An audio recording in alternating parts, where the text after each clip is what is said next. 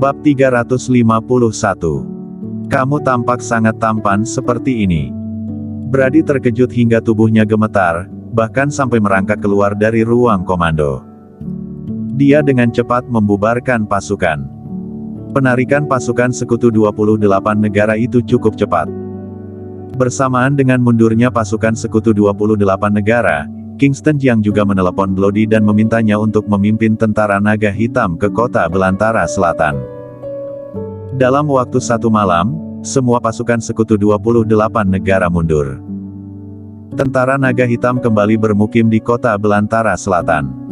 Hari berikutnya, di pagi hari, saat fajar, ruang rapat di area militer Belantara Selatan. Kingston Jiang mengenakan jubah perang naga hitam. Gui, segera pimpin tentara naga hitam, lakukan penyelidikan dan jika menemukan sosok pasukan sekutu 28 negara, bunuh langsung tanpa ampun. Baik. Gui Li segera berdiri, dan segera mengeluarkan perintah. Kingston Jiang telah memberi waktu kepada pasukan sekutu 28 negara untuk bubar. Jika masih belum bubar, maka jangan salahkan dia karena tidak sopan. Sekarang, sudah jam 7 pagi. Saat ini, sebagian besar orang di negara Dacia sudah bangun. Namun, ketika mereka bangun bersama, mereka mendengar berita mengejutkan.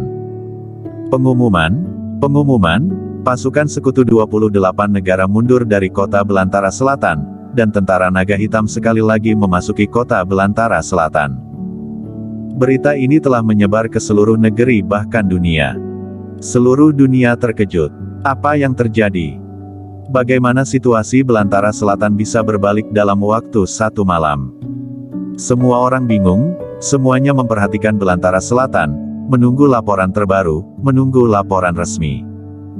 Area militer Belantara Selatan, ruang rapat. Bloody berdiri dan berkata, Komandan Dragon, sekarang ada banyak reporter perang di Belantara Selatan. Mereka semua ingin mewawancaraimu, semuanya ingin mengetahui apa yang terjadi tadi malam. Apakah mau menerima wawancara reporter, untuk menjelaskan kepada orang-orang? Kingston Jiang melambaikan tangan dan berkata, menjelaskan apa? Menyelesaikan pertempuran tanpa pertumpahan darah dan merebut kembali kota Belantara Selatan. Sekarang beri kamu satu tugas. Komandan Naga, tolong beri perintah. Kingston Jiang berkata, kamu bawa utusan negosiasi ke 28 negara, cari raja-raja mereka untuk bernegosiasi, agar 28 negara menyerahkan 5 kota, sebagai harga yang harus dibayar karena membawa pasukan kali ini. Jika tidak mau, tentara naga hitam akan langsung maju dan memusnahkan 28 negara dalam satu gerakan. Sekujur tubuh Bloody gemetar, lalu bertanya, Komandan Dragon, benarkah? Kingston Jiang meliriknya dan berkata, apakah mungkin ini lelucon? Baik. Bloody berdiri tegak dan berkata dengan suara lantang, aku akan segera membawa orang ke 28 negara. Jika tidak menyelesaikan masalah ini dalam 3 hari, aku akan datang menerima hukuman mati. Setelah menerima perintah, Bloody segera pergi. Dan Kingston Jiang menguap. Dia tidak tidur nyenyak selama beberapa hari, jadi dia harus tidur. Dia meninggalkan area gedung kantor militer. Sampai di luar gedung, naik kendaraan militer dan berkata, kembali ke Villa Naga Hitam. Baik. Prajurit yang mengemudi mobil itu mengangguk. Villa Naga Hitam terletak di kawasan perkotaan Belantara Selatan. Ini adalah villa yang dibangun khusus untuk Panglima tertinggi tentara naga hitam. Villa ini lebih mewah dari Imperial Residence di Jiangzhou dan area yang ditempati juga lebih luas. Pada saat ini, banyak wartawan berkumpul di depan Villa Naga Hitam. Para wartawan ini datang ke sini untuk mewawancarai Naga Hitam, ingin tahu apa yang terjadi tadi malam, dan beberapa dari mereka adalah koresponden perang yang meliput situasi di Belantara Selatan. Sebuah kendaraan militer melaju pergi. Komandan Dragon, ada banyak orang. Kingston Jiang menyipitkan mata dan sedang tidur siang. Mendengar suara itu, dia membuka matanya dan melihat, terlihat reporter di depan Villa Naga Hitam, mengerutkan kening tanpa sadar dan bergumam, para reporter ini benar-benar merajalela. Komandan Dragon, Apakah ingin para tentara membuka jalan?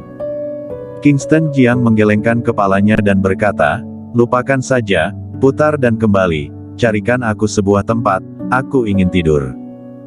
Kendaraan militer hendak putar. Pada saat ini, seorang reporter di depan Villa Naga Hitam melihat kendaraan militer. Kendaraan militer. Yang di mobil pasti naga hitam. Cepat. Kelompok wartawan ini tampak sudah gila, bergegas melangkah ke depan, menghentikan mobil yang belum sempat berputar. Komandan Dragon, ini. Sopir itu tampak dilema.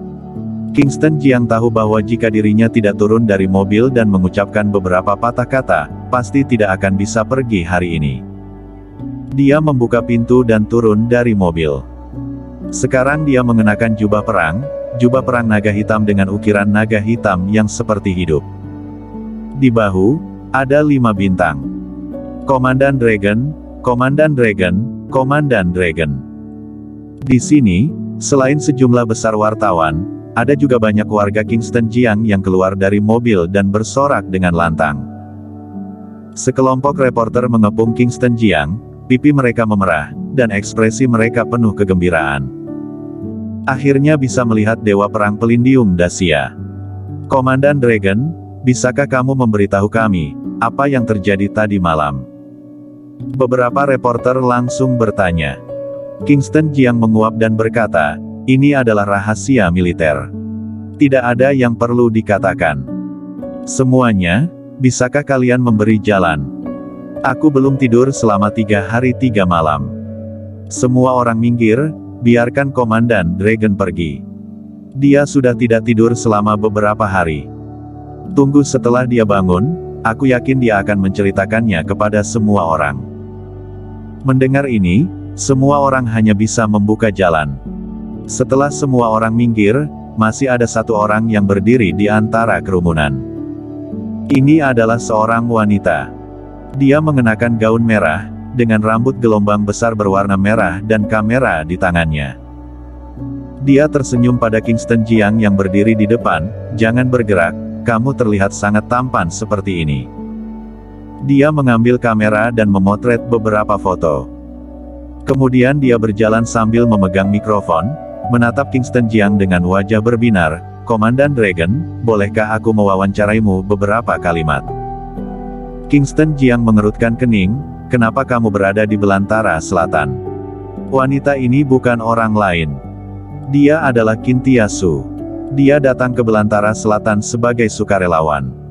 Tapi pertempuran ini tidak dimulai, jadi dia menjadi reporter dan menuliskan apa yang dia lihat di belantara selatan. Kintiasu melihat ke stasiun TV di sebelah mereka. Orang-orang ini membawa kamera. Dia menoleh untuk melihat kamera dan berkata, kamera sudah siap, biarkan Komandan Dragon memberitahu semua orang apa yang terjadi tadi malam. Mengapa pasukan sekutu 28 negara menarik pasukan mereka dalam waktu semalaman? Mengapa tentara naga hitam merebut kembali kota belantara selatan tanpa pertumpahan darah? Mendengar ini, banyak orang mendekat dengan membawa kamera mereka. Lebih dari 1 stasiun TV. Semua reporter yang hadir menyalakan kamera mereka dan menghadap Kingston Jiang dan Kintiasu. Kintiasu mengambil mikrofon dan bertanya, bisakah aku meminta waktunya beberapa menit? Dia menatap Kingston Jiang. Pada saat ini, Kingston Jiang penuh debu, matanya masih merah. Dia tahu Kingston Jiang tidak tidur selama beberapa hari, dan dia juga merasa sedih, tetapi dia tidak rela membiarkan Kingston Jiang pergi. 5 menit. Kingston Jiang berkata dengan tenang, apa yang ingin ditanyakan, tanyakan sesegera mungkin. Kintiasu bertanya, apa yang terjadi tadi malam? Mengapa pasukan sekutu 28 negara mundur? Bukan hal yang serius. Aku bergegas ke kota belantara selatan, pergi ke area militer, dan membunuh para jenderal pasukan sekutu 28 negara, memaksa panglima pasukan sekutu 28 negara, berani untuk menarik pasukannya. Kingston Jiang berkata dengan enteng. Semua orang ketakutan saat mendengarnya. Sebelum tadi malam, mereka tahu apa yang terjadi di kota belantara selatan. 28 negara, dijaga oleh 3 juta tentara. Namun, Kingston Jiang mampu memasuki kota belantara selatan dalam keadaan seperti itu, membunuh para jenderal dari 28 negara, dan menyelesaikan pertempuran belantara selatan dengan cara yang tidak berdarah. Di seluruh dunia, siapa lagi yang bisa melakukannya selain naga hitam? Qin Tianshu tercengang. Reporter di tempat kejadian tercengang. Setelah beberapa detik, Qin Tianshu bertanya, bisakah kamu menjelaskannya secara spesifik?